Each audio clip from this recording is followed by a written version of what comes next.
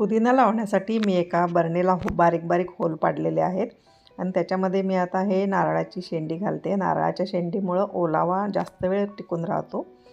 तर त्याच्यानंतर आपण याच्यामध्ये माती आणि खत असं मिक्स असलेली माती टाकलेली आहे। पूर्ण बरणी भरलेली आहे। काय होतं, आपण पुदिना आणतो आणि थोडासा वापरल्यानंतर तो तसाच पडून राहतो।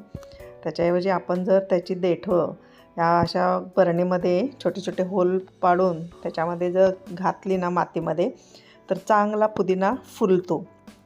तर आता मी बाटली पूर्ण भरलेली आहे मातीने। हे पहा, असे लहान लहान छोटे छोटे होल पाडलेले आहेत आणि ह्या पुदिन्याची जी कांड्या आहेत, जाड जाड घ्यायच्या थोड्या।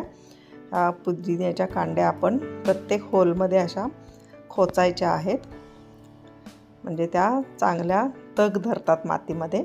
तर अशा ह्या प्रत्येक होलमध्ये मी आता ह्या पुदिन्याच्या कांड्या घालणार आहे। छोटे छोटे मी पीसेस करून ठेवलेले आहेत।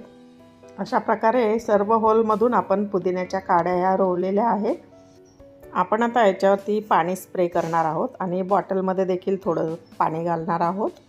बॉटलच्या झाकणाला आपण होल केलेला आहे, त्यामुळे आपण त्या होलमधून पाणी घालून आपण ही कुंडीसारखं हँग करून ठेवू शकतो।